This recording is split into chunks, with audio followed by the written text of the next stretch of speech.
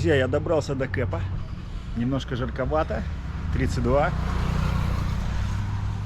На берегу моря отель. Там рынок крабов. Отель вообще классный. Они здесь все такие зеленые. Все, вот, смотрите, утопает в зелени. Это наш ресторанчик здесь. Там, он сказал, есть бар, хозяин. Людей, говорит, вообще никого нет. Хоть и открыта Камбоджа, но никого нет.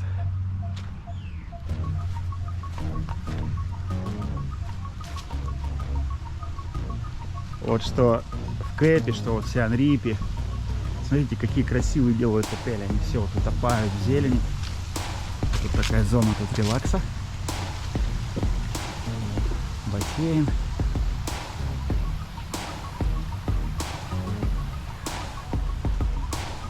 Красота.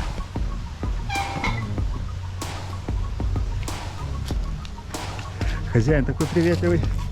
Говорит, блин, выживаем. Выживаем, говорит, в последнее время. Людей, говорит, вообще нет. Он говорит,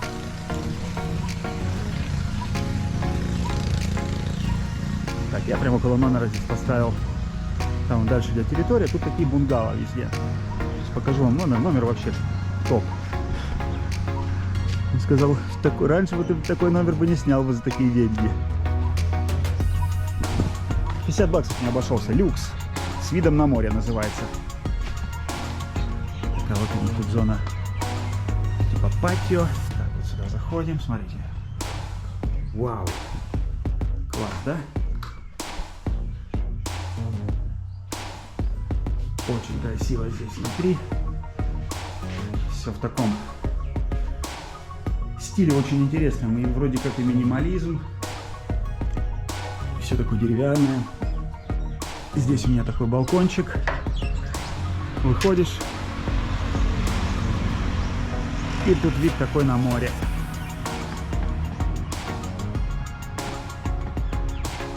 А там рыбаки. Надо будет сходить, посмотреть, что они там делают. Так, идем дальше.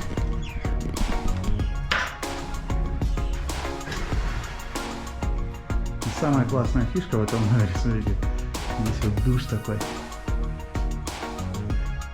С потолком с таким. Класс. Может, мне многие говорят, слушай, что ты все время говоришь класс? Да потому что, что, мне очень нравится. Очень. Очень.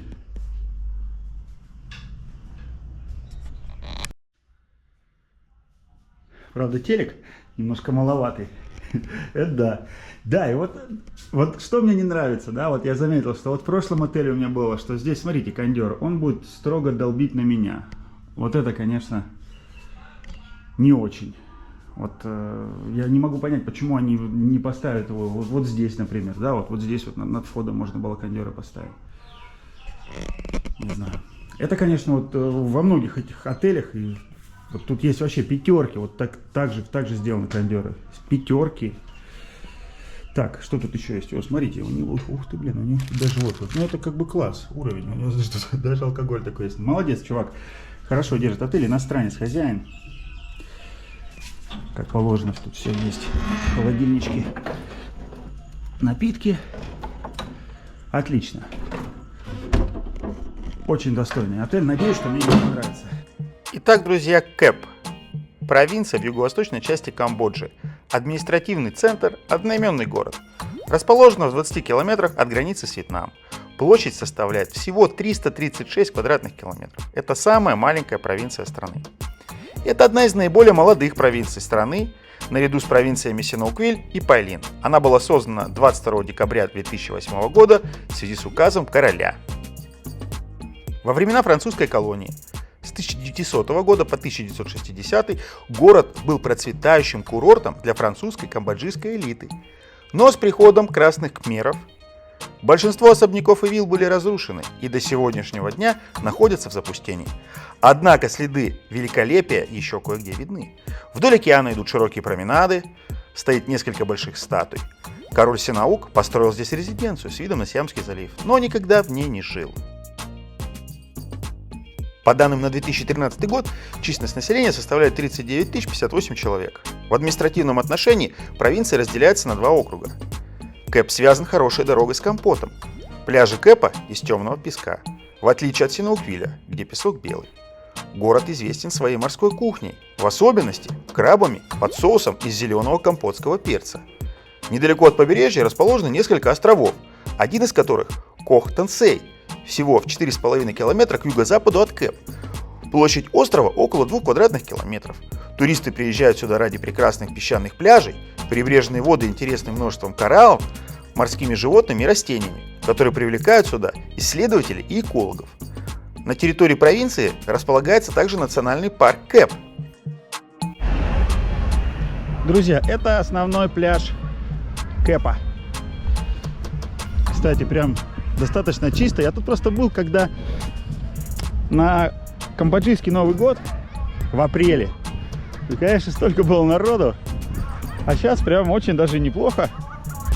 Чистенько, спокойненько. Ну, такой обычный пляж. Конечно, с синоуквильскими пляжами близко не сравнить. Водичка здесь достаточно чистая. Да, вот тут можно купаться. Очень неплохо.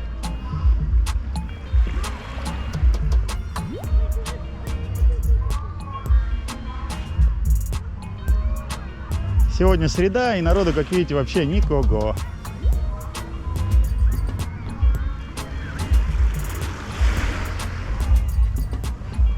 Штиль. Очень хорошая погода.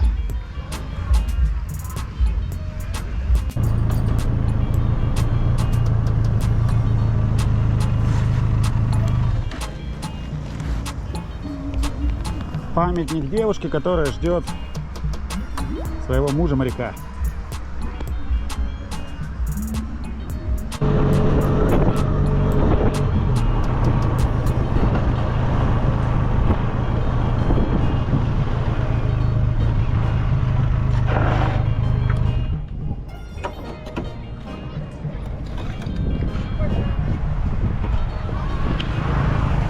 Этот памятник крабу. Добро пожаловать в Кэп написано. Вот это достопримечательность, одна из главных здесь. Это памятник крабу. Голубому.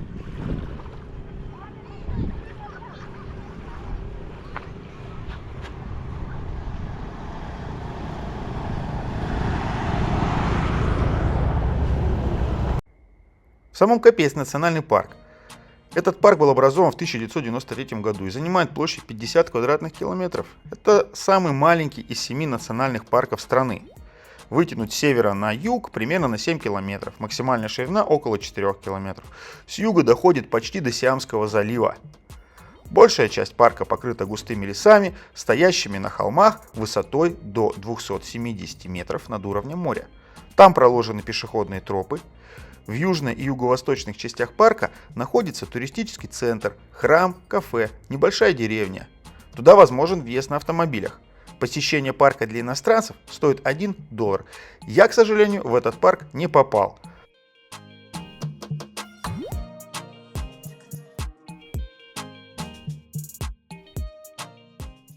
Я был в этом парке год назад. Там очень интересно.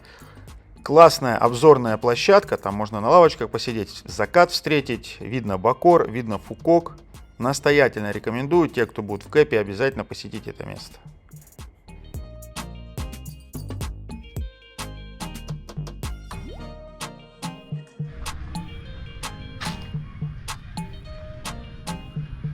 У нас территория отеля как ботанический сад. Просто все есть, все. И фруктовые деревья, и бамбук. И хозяин отеля сказал, сходи посмотри. Такие красивые цветочки даже вот опадают.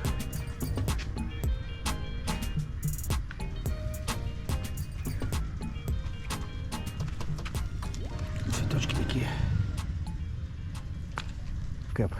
Тут большинство отелей такого плана, они все В такой в красоте, конечно, было бы, может быть, поярче солнце. Я с утра, зато если будет солнце, хочу все заснять здесь с утра, пройтись.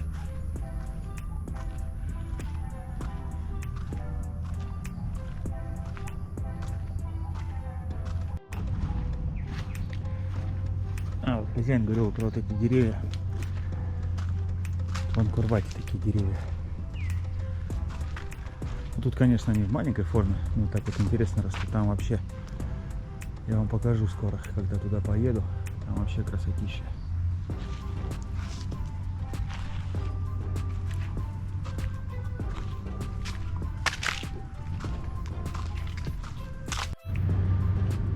Да, и вот хлебное дерево. Джейдфрут.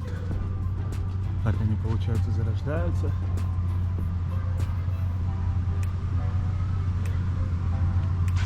И потом вот такими плодами становятся. Вот здесь вот, кстати, наглядно лучше всего видно, смотрите. Вот так я вообще так вот это первый раз вижу. Потом они становятся вот такими и растут. Там размеры бывают до 50 килограмм, огромные. Просто бывают огромные. Если они будут сильно большие, они начнут уже падать, вот как вот здесь. И внутри такие желтые плоды. Я вам все время, кстати, показываю. Желтые с косточками. Но тут нужно хорошо очищать, потому что она там такая белая вязкая жидкость есть. Клейкая, точнее. Клейкая, прям клей. Вон она там еще одна висит.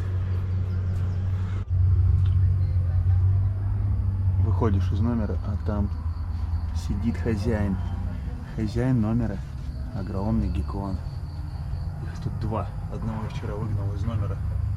Я не хотел уходить, как они начинают орать.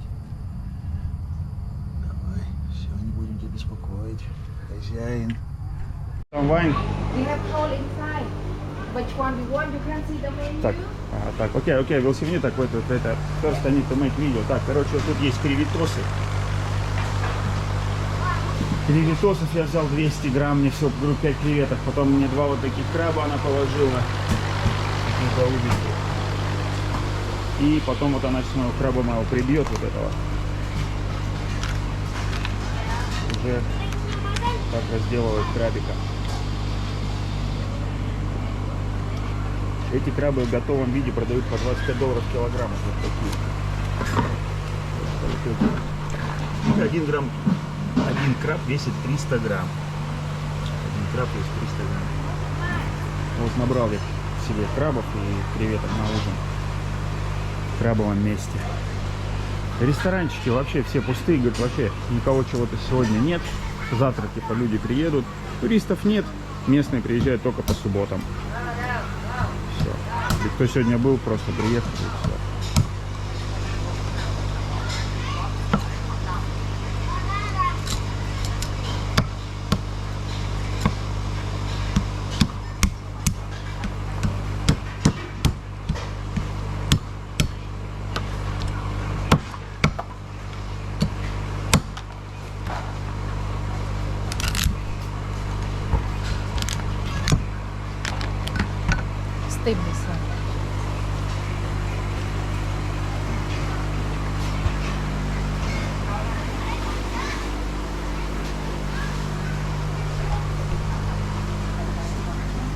Это кухня.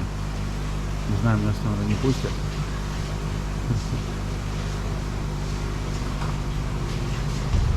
Кстати, чистая кухня вполне.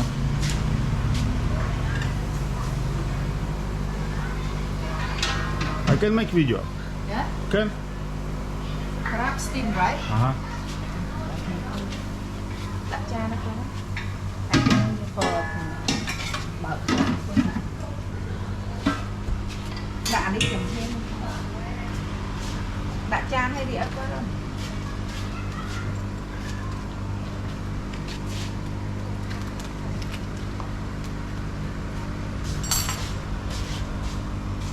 Đặt đi không? Hay điệp cha nó đặt món ở ôn này.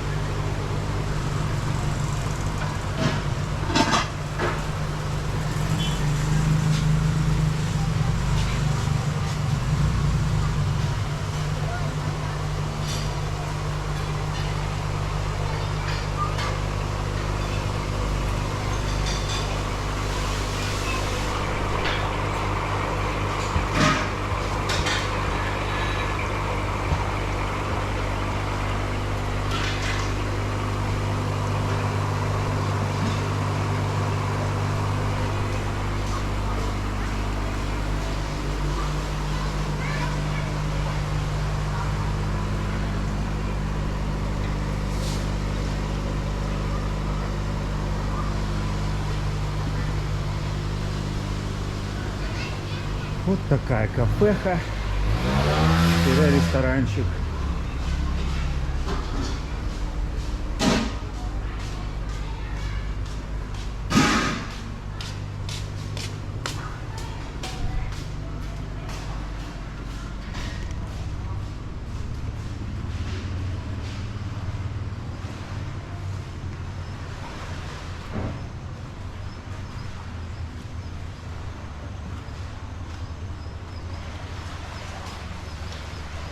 И здесь прям море.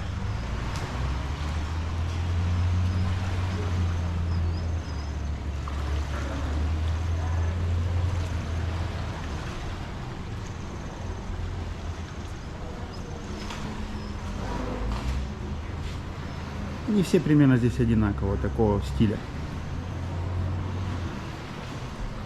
Вот, мне уже поставили тарелку.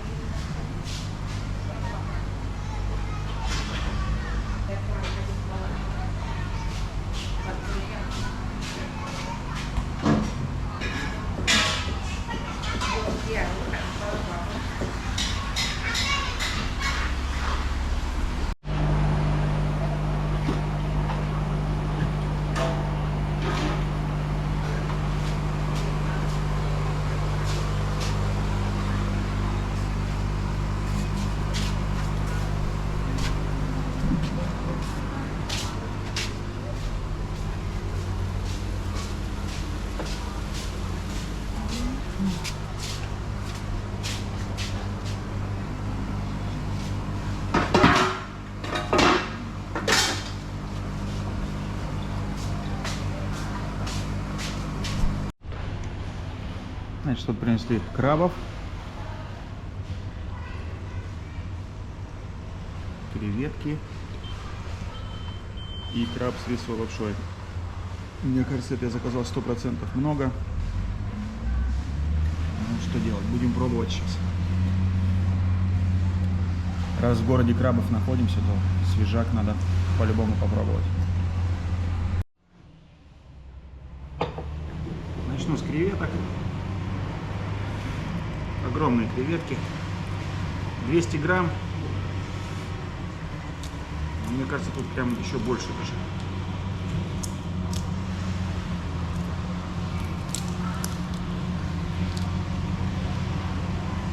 Соус.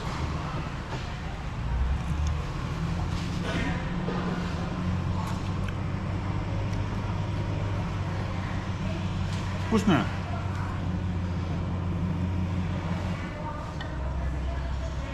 Пробуем вот этого краба.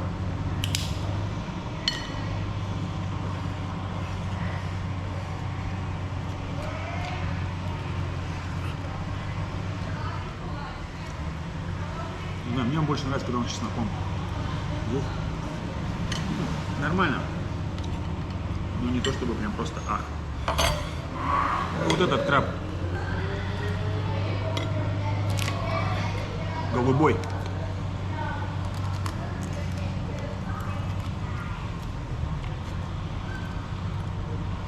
Свежий, вкусный. Счет $19 с половиной. Но можно было точно не брать одних крабов, точно. Можно было взять креветки и одних крабов, потому что один краб был просто лишний конкретно. Конкретно лишний.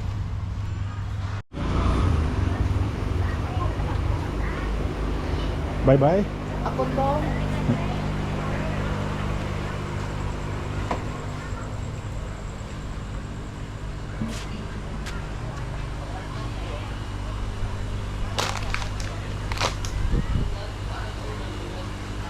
Вот, как видите, куча вот этих ресторанчиков. И они все примерно одинаковые. Но, может быть, мой не оказался такой внутри такой, может быть, как не самый как бы лучший, это я хотел сказать, но зато было вкусно. Было вкусно, и нужно было заказывать меньше заказывать. Точно, одно блюдо с крабами брать не стоило 100%. Так, а все это, если что, вот находится около крабового рынка. По ценам я бы сказал, что вполне адекватные цены на свежайшую морепродукты, на свежайшие морепродукты. Отличный вариант. Ну, конечно, они все сейчас страдают. Страдают от чего? От того, что никого нет. Именно из западных туристов. А вот это, вот, кстати, местные. Сейчас местные начинают подъезжать с Пномпеня вечером. Сейчас время у нас получается 8 вечера. И местные с Пномпеня подъезжают и делают у них заказы. И уже едят в отелях.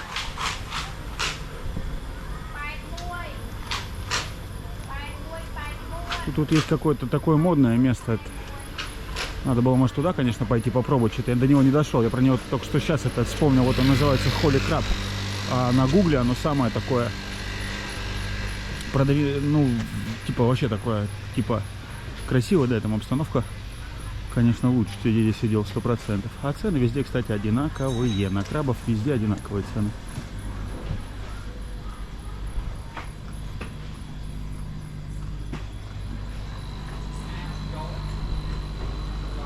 Вот тоже полный, кстати, ресторан. Иногда бывает, но сейчас точно нет. Никого нет. Все спать. Спать. И мы отель там. Иду спать, завтра в Пномпень. А у нас тропическая ночь. Луна. Тишина. В Кэпе, ребята, тишина. В Кэпе конкретная тишина. Вот идешь, только слышно там этих всяких поющих животных ночных. И все. Всем пока. Удачи. Подписывайтесь на канал, ставьте лайк. Пишите свои вопросы, пожелания. Что бы вы хотели, может быть, увидеть или услышать. Всем огромное спасибо за поддержку. Ничего не видно, да?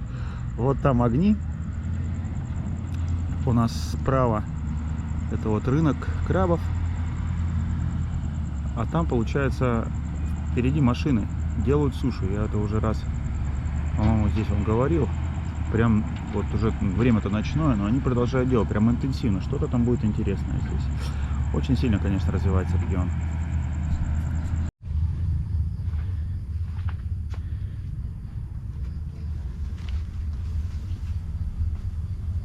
Хозяин и хозяйка. Вон они сидят вдвоем.